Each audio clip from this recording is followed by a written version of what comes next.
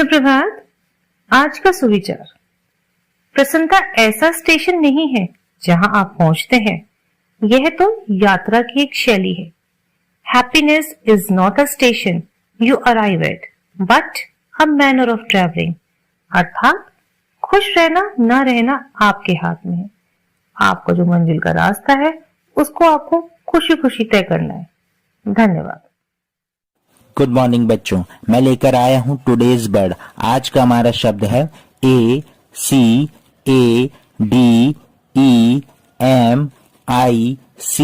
Academic. बच्चों, academic शब्द का हिंदी अर्थ होता है शैक्षिक या शैक्षणिक। तो आइए जानते हैं इसको एक सेंटेंस के माध्यम से।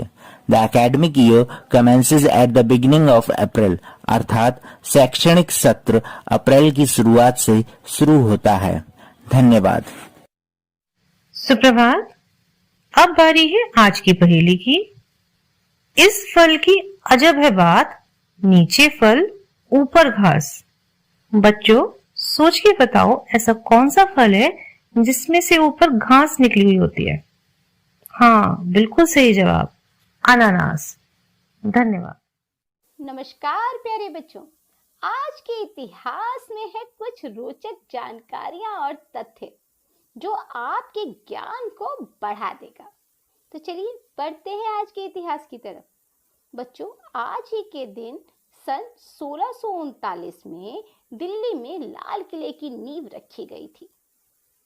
बच्चों, इस इमारत का रंग लाल होने के कारण इसको लाल किला कहा जाता है। यद्यपि यह किला काफी पुराना है और इस किले को 5वें मुगल शासक शाहजहां ने अपनी राजधानी के रूप में चुना था। बच्चों, आपको आगे यह बता दें कि आज ही के दिन 1848 में सुप्रसिद्ध चित्रकार राजा रवि वर्मा जी का जन्म हुआ था। यह है उनकी कुछ चित्रकारी। इसी के साथ नमस्कार, आपका दिन शुभ हो।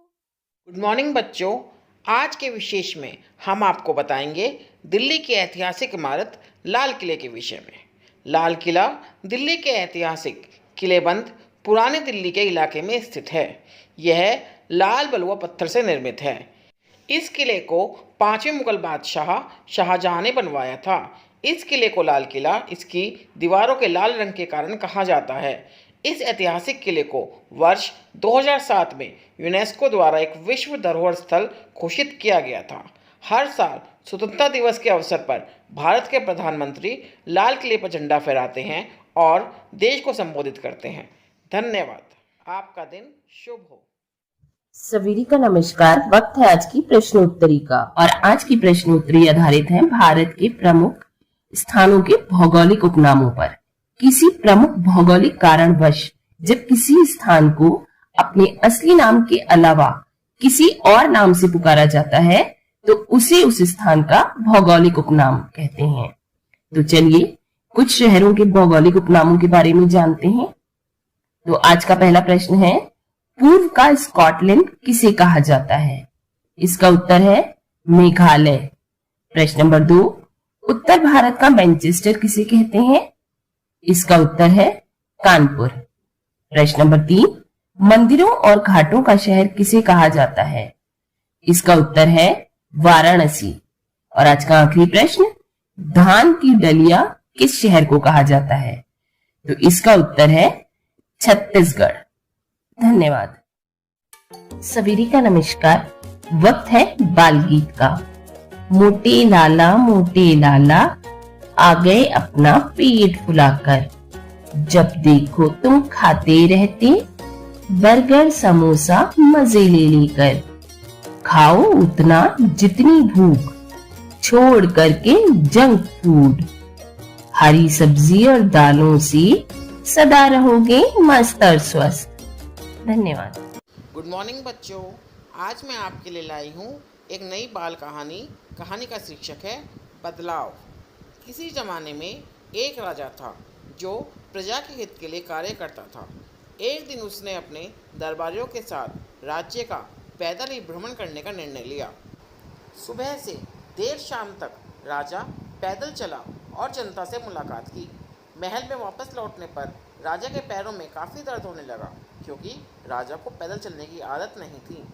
राजा के एक दरबारी ने सुझाव दिया, महाराज, राज्य की सड़कें ठीक नहीं हैं, इनको बदलना पड़ेगा। राजा ने निर्णय लिया, क्यों न चमड़े की सड़कें बनाई जाएं, जिन पर बिना तकलीफ चला जा सकेगा। सड़कों के लिए बड़ी मात्रा में चमड़ा चाहिए था, वहीं राज्य काफ़ी धन भी इस परियोजना पर खर्च होता। राजा अभी इन सभी खर्चों का हिसाब लगा रहा था कि एक व्यक्ति ने सुझाव दिया, महाराज, सड़कों को बदलने से अच्छा है कि हम स्वयं में क्यों ना बदलाव करें। राजा ने कहा, आपकी बात का मतलब नहीं समझा, कृपया करके विस्तार से बताएं। उस व्यक्ति ने कहा, महाराज, क्यों ना सभी लोग पैरों में चमड़ा पहनकर चलें, इससे सभी आसानी से सड़कों पर चल सकेंगे। राजा को यह आइडिया क्लिक कर गया और फिर पैरों में पहने जाने वाले चमड़े के इन जूतों का रूप ले लिया गया। यह कहानी संदेश देती है कि दुनिया को बदलने की जगह स्वयं में बदलाव करने की आवश्यकता होती है, तो किसी को भी कुछ भी बदलने की ज़रूरत नहीं है। धन्यवाद। नमस्कार, मैं प्रेम वर्मा। आज मोटिवेट और सेल्फ का विषय है मिशन अभ्युदय का अर्थ। अभ्युदय का शाब्दिक अर्थ होता है सूर्योदय और इसे उन्नति या उत्थान, उत्तरोत्तर वृद्धि या लाभ, आरंभ, कल्याण, मनोरथ की प्राप्ति आदि भावों के लिए भी प्रयोग किया जाता है। भारतीय इतिहास में अभ्युदय एक ऐतिहासिक साप्ताहिक पत्र है जिसकी शुरुआत पंडित मदन मोहन मालवीय ने की थी। सन 1907 में बसंत पंचमी के दिन हिंदी पत्रकारिता ने नया उदय देखा। यह उदय मालवीय जी के समाचार पत्र अभ्युदय के रूप में हुआ था। यह एक साप्ताहिक पत्र था। मालवीय जी ने अभ्युदय के लिए जो संपादकीय नीति तैयार की थी उसका मूल तत्व था स्वराज। महामना ने अभ्युदय में ग्रामीण लोगों की समस्याओं को महत्वपूर्ण स्थान दिया था, जिसका उदाहरण अभ्युदय के पृष्ठों पर लिखा यह वाक्य था, कृपा कर पढ़ने के बाद अभ्युदय किसी किसान भाई को दे दीजिए। प्राथमिक शिक्षा का कार्यक्षेत्र भी ग्रामीण परिवेश है। शिक्षण हमारा धर्म और बेसिक शिक्षा में उन्नयन हमारा उद्देश्य है। इसीलिए इस मिशन का नाम अभ्युदय रखा गया। इस मिशन के लक्ष्यों को पूर्ण करने में अपना योगदान देने के लिए आप सभी शिक्षकों का स्वागत है। धन्यवाद। आपका दिन शुभ हो।